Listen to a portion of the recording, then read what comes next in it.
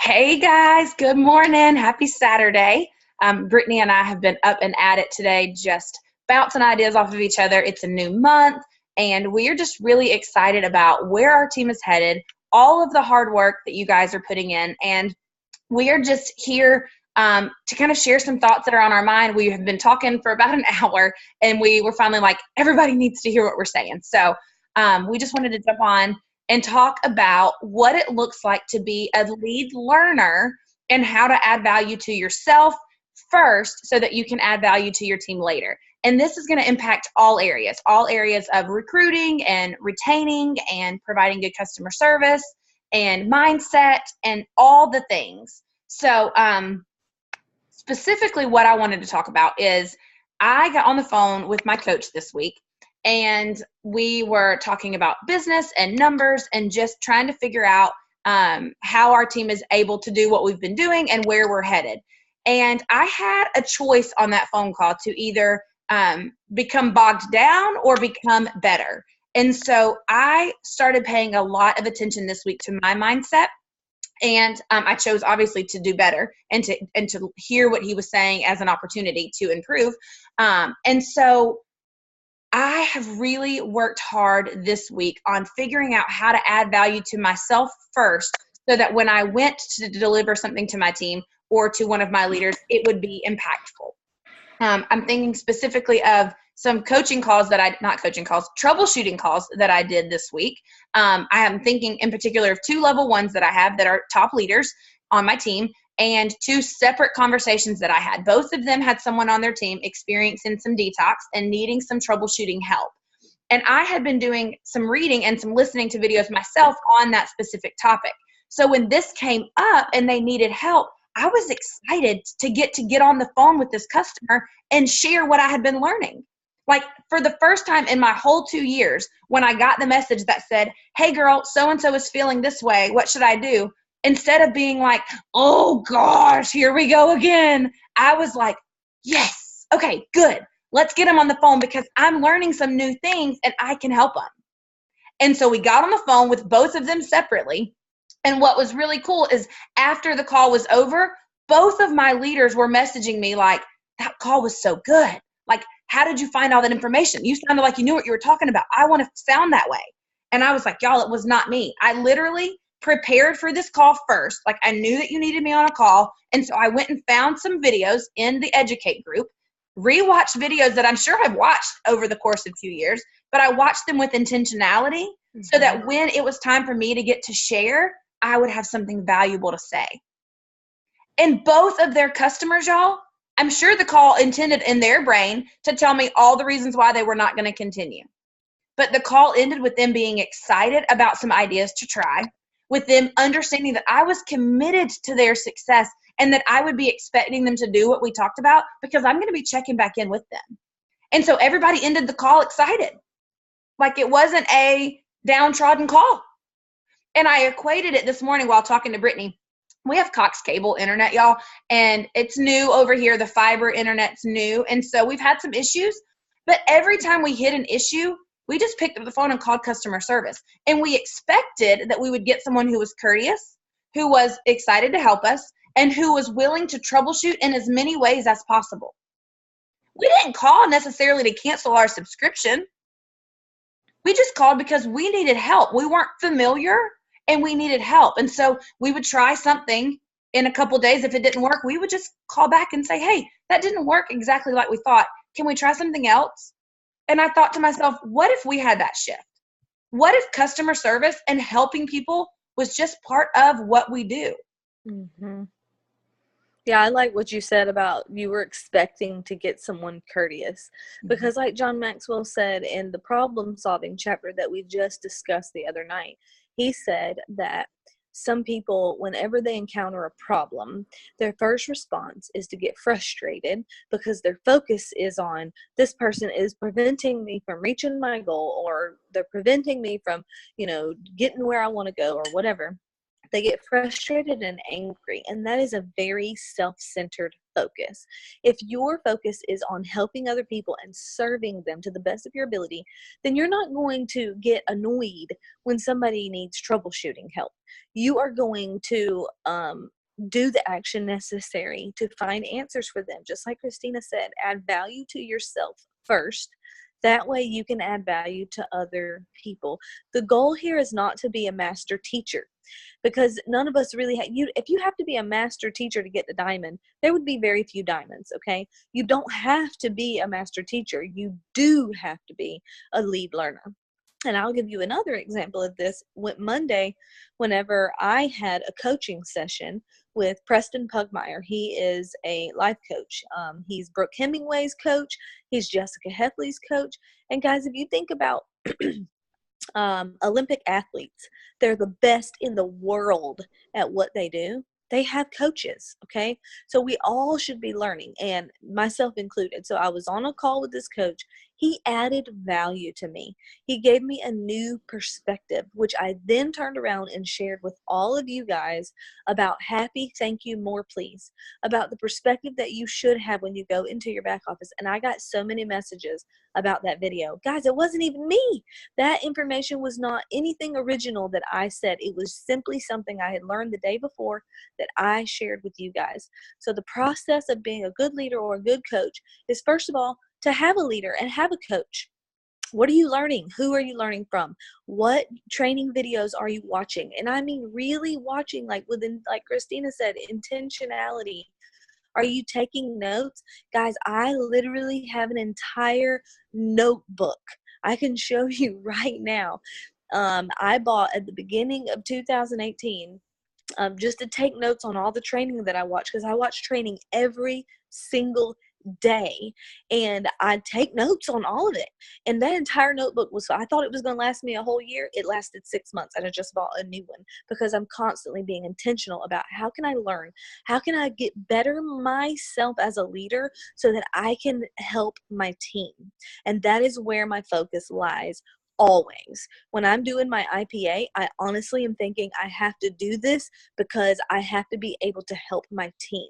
If I'm not doing my own IPA and I'm trying to tell my team how to do IPA, that makes me a history teacher, right? I have to be a lead learner. I have to be creating silvers myself so that I can train other people how to create silvers. I have to be enrolling people myself and troubleshooting and detoxing with people myself so that I can help my team do the same thing, right? So leaders lead by example and from the forefront, and that really is what this whole business is about as far as leadership is concerned. Is just adding value to yourself first and then add value to other people. If you're not learning, though, you can't do that. So Christina, you mentioned you were on a call with two different people who needed troubleshooting and detox help, and you told them to make some adjustments. And then what happened with those people after that? Well, so both of them, they have, we're going to be, here's the thing, our products are flexible. So if the way that someone is starting or on their products is not being effective, there are strategies that you can use to change them up. I would not have known that if I had not watched the videos. And so both of them have their own separate troubleshooting plan right now. One of them is splitting the slim packet, half in the morning, half in the evening, because the fiber in the hunger control is what we think is messing with her stomach. So we're going to do half in the morning and half in the evening. We literally got a message yesterday that was like, oh my gosh, I'm feeling great. This is working. And so they both have their own plan of action, and we both have check-in points with them. And so we'll check back in. We'll see what we need to change. And it's just going to be a continuous process. But you said something a second ago that really, y'all, here's the thing. If we will get out of a success mindset, if we'll get out of the whole, well, I have to keep so many people to reach my goal, and into a service mindset, then we'll be eager to serve when we have these problems. And your posture will always be heard before your words. So if you're frustrated or annoyed, your people will sense that. And so you can't come from a place of success like, great, now she's going to quit and I'm not going to get those 5 points. That's selfish and it's self-centered, but it's also our nature. Okay. It's okay that you have to work to shift that mindset. We all do. We all have goals. but we have to choose to put their goals first. They spent their money to do this. They want to get results. So their success on the product has to trump your success in a business. It has to. Yes, that's good. Okay, so let's talk about the phone call for a second. Why do you think the phone call was more effective than just sitting there messaging back and forth?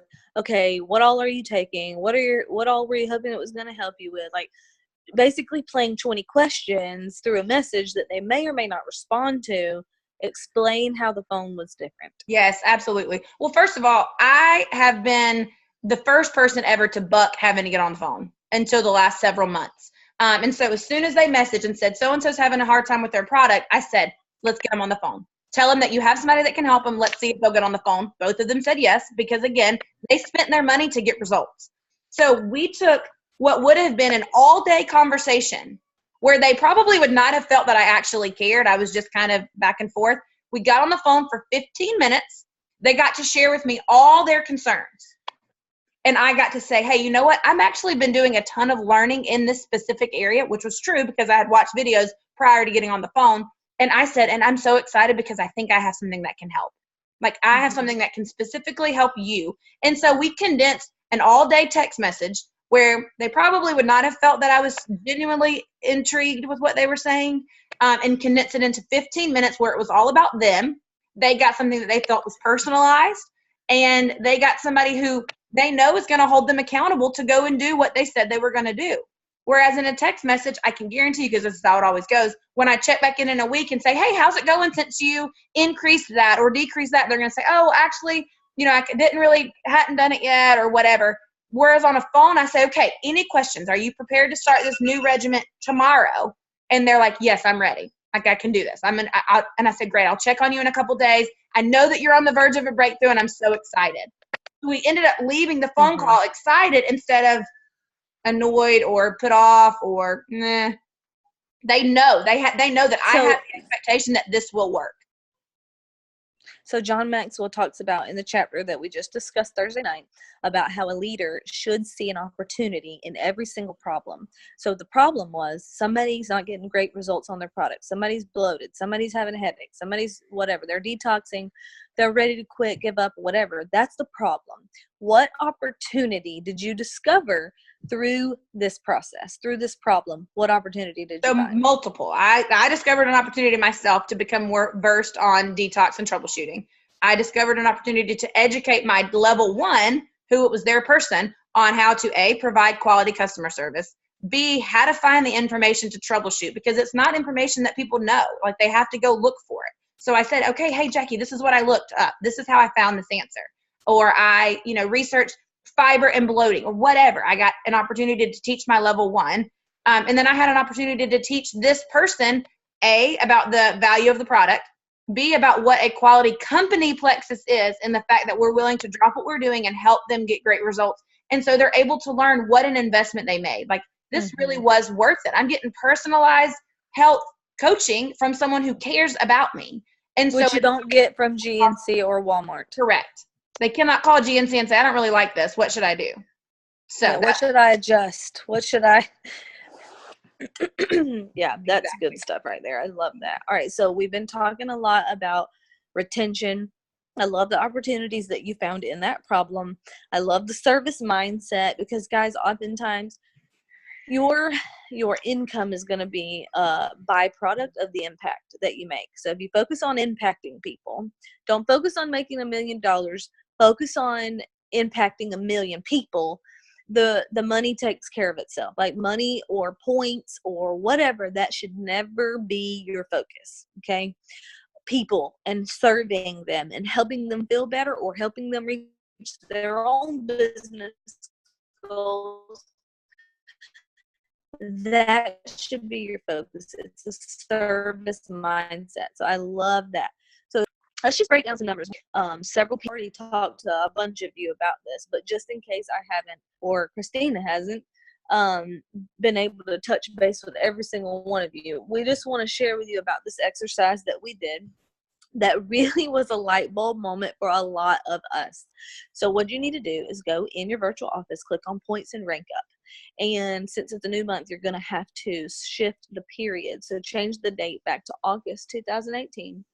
And then you sort by join date. So click on join date. You may have to click on it twice. I'm not sure. You want to sort it from from newest. Should see all the people who joined in August. Scroll all the way down till you get to July's join dates and count how many people you got points for in August who joined in July.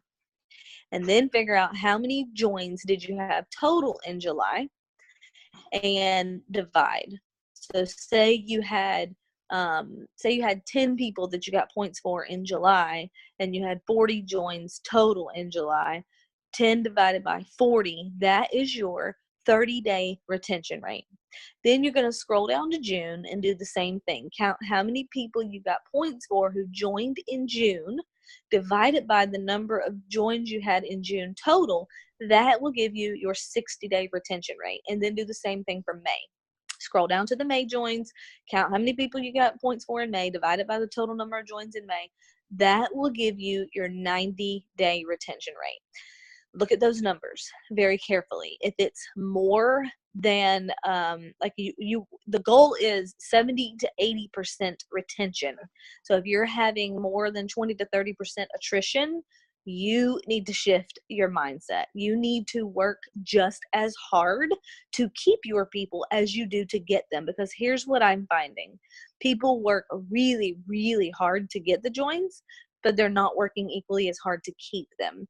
And that is a selfish mindset. It's not a service-focused, others-focused mindset, and it might help you reach a short-term goal like winning a prize for a contest, but it will not get you a rank up, which is a long-term goal. You need to be long-term focused because the goal is financial freedom. Although a cruise is nice, financial freedom is way nicer. I promise you that. So focus on the long term. And the way you do that is by focusing on serving your people. You've got to take great care of your people. Yep. And here's the thing, you guys, the numbers that you're going to find today, they need to be used to drive the future. Like there's no reason to get back there and beat yourself up. I mean, here's the thing. None of our numbers are where they need to be. So let me go ahead and let you know, like as your leaders, I'm telling you our numbers aren't where they need to be. So we're not asking you to go and find numbers that are going to be used to discourage you. They should be. We're the lead learners. We're the lead learners. We're learning this with you. Yep. And I'm telling you, our numbers are not at the 70 to 80 range. They're not. And so that's where our focus is going to be. Much like several months ago, our focus was on educating people on the importance of subscriptions because we were having so many come in with them off and we became hyper-focused there. And now our subscription rate is like top notch. Mm-hmm. This will be the exact same way. We'll become hyper-focused here, learn how to take great care of our people. And y'all, when that happens, you're going to see rank ups left and right because you're going to be retaining the people who came to you in the first place. And there are several ways to do that, you guys. The number one way, like Brittany said, is taking care of your people. Getting them to silver, getting them off to a strong start in their first 90 days is just another way to keep people around because then they're going to be learning how to take great care of their people and the cycle continues. So this is information to drive future practice, not information to become discouraged or bitter about because that is pointless. So get yourself in the right mindset before you go into your back office. Go watch Brittany's video about happy, thankful, more please. And then go and do this information analysis. You have to always analyze. You have to always reflect because it can always be better. Unless you're at 100% retention, which let me go ahead and tell you, you're not. Very, very unlikely. And we don't expect 100, right? You give yourself some leeway because you can't keep everybody. But you should be keeping a majority, a vast majority, because they're coming looking for help. And if they have understood the value of the product on the front end, if you've done your job of educating on the front end, then they know that this is something that they need for long-term, either long-term healing or long-term prevention, one or the other. Mm-hmm. So, but you got to get your mindset squared away before you even attempt to be open to what we're trying to walk you through. I did this yesterday with several top level leaders on my team. And y'all, I'm so grateful for their mindset because not a single one of them left the phone call like, oh, well, I suck at this, so I should just hang it up. All of them literally walked themselves to their own conclusion of, oh, I need some work in this area. Oh, we can grow right here. And that's what one of them actually even said, oh, I can grow there. And I loved it. Yes. I've literally stopped and said, that's why you're going to be a leader in the company, because you just saw that as a growth opportunity. Mom.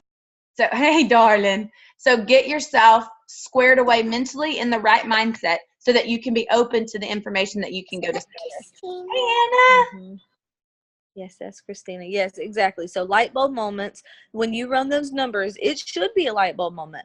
But light bulb moments are what propel your business forward, because this is a learning and growing process, and I mean, I've had several light bulb moments in my business, and it always comes as a result of actually seeing the numbers, because the numbers don't lie.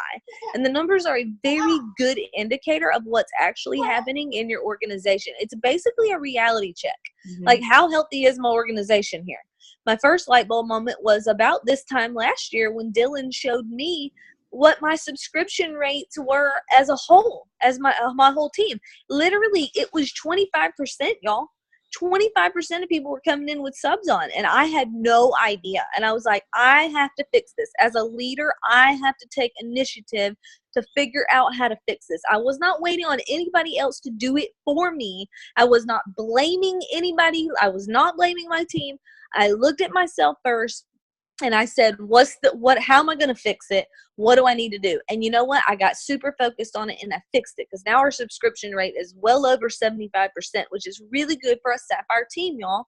The next light bulb moment I had was when Dylan showed me about 3 to 6 months ago. I don't know. I think it was about 6 months ago. He showed me how many people we had recruited versus how many actually went silver. And I was like, I have to fix this, guys. It was so low. It was like 7 out of 400 or something. It was super low. And over half of the people who had went silver were my personal people. So I was like, what do I have to do as a leader to fix this?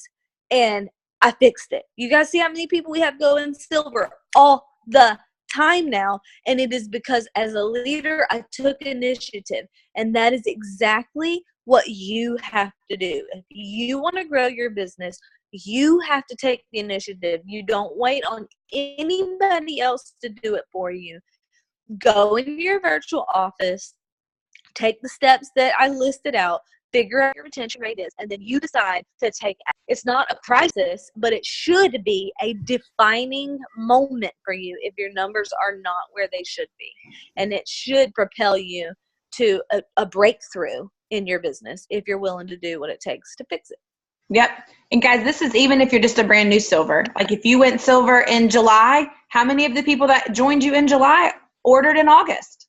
Go back and look. Go ahead and start analyzing now, because you almost are at an advantage. Like you're brand new, you're getting started. You can learn the skills and strategies now to avoid a huge light bulb moment later. And again, y'all, this is just a springboard spot, somewhere to start. Because the second you got your very first join, you became a leader and you became a customer service agent. And so if that's not the mindset that you have been in, and it wasn't the mindset I was in, it's the mindset you have to learn to adopt. And so I have really been trying to focus on a service mindset over a success mindset, because y'all, he says when you're in a success mindset, you might win a prize, you might hit a goal, but when you wake up the day after that, that happiness is gone if you're not in a service mindset. And I promise you it's the truth. I promise you it's the truth. Mm-hmm. So you just have to, it has to be a mindset shift. Yep, absolutely. Good Saturday morning conversation. Yeah, girls. All right. Well, I think that's what we wanted to share. Y'all, I hope this helps. Drop any questions in the comments. Maybe we can, offer some feedback. Check in with your upline. Oh, Christina, I meant to say, they're probably wondering what troubleshooting and detox videos you watched. So share that here, and also put the links to those in the comments of this video. Okay, I totally will share it. We have a group specifically for training videos. It's called Educate, Equip, and Empower with Plexus Freedom Team. And it's a group that's closed to any comments. So when you go to this group, it's going to be organized every single time. If you're not already in there, let us know and we'll get you added. But when you go into that group, the very first category is Diamond Documentaries. And if you click the comments, there's 50 comments because each comment is a Diamond Documentary video. Then you can scroll down on what do I say when I reach out about Plexus. and there will be comments with videos about what to say. There will be a section on our products, how you can learn about each product. Scroll all the way down, and there's a section called Troubleshooting and Detox. Click on the comments, and there are 14 videos in there that you can watch on troubleshooting and detox. I watched one yesterday by, hold on, let me think of her name. Blonde-headed girl. I'll post the link in here. But there are several in that group. So go and just, whatever area, if you as a leader, if your team is having trouble with how to message people, go watch the videos in the section called What Do I Say? Go watch yourself. If your team's having trouble making people go silver, helping them go silver, there's a whole category on going silver. There's a category on going gold. There's a category on going senior gold. So whatever you're trying to help your team do, go and learn the skills necessary to do it, even if you've already done it. I've already gone silver. I've already helped lots of girls go silver. Yes. But if I have somebody who's working on going silver, I'm going back into those videos with intentionality to see what maybe I'm not relaying to her. Yes. So that group, y'all, use that group. You have to learn, be the lead learner in whatever you're trying to teach somebody else, even if you've already known it. Case in point, y'all, I taught 4th grade for 7 years. I already knew how to multiply and divide, but I had to go through and work on the strategies that I was going to go teach the 10-year-olds so that I would be able to not only teach it, because it takes a different, you can know how to do something. It's a whole different skill to teach someone else how to do it. Okay, if you've never known that, try to teach a kid how to tie their shoes. You can know how to tie your shoes, but knowing how to teach someone else how to tie their shoes, it's a different skill. And so you have to be fluent yourself in many different ways. You can't ever stop learning, ever. I mean, Brittany's a sapphire, and she watches videos every day, and you know how I know? Because she's talking to me about it. She's saying, oh, my God, girl, you got to watch this video. And, y'all, she knows if I watch it, because if I watch it, I'm going back to her saying, oh, my gosh, this is what I learned. And when I don't say that, she says, Christina, ... So know that your leaders are learning. We're trying to do this right along with you, but it's time for you to buy into your own business. It's time for you to have that initiative and to develop what it is you're trying to grow, because you can do it. Yep. We can do it. You can do it. So hope that helps you guys. Happy Saturday. Happy September. Happy September. Yay. We have some fun stuff coming, y'all. Stay tuned. We'll see y'all soon.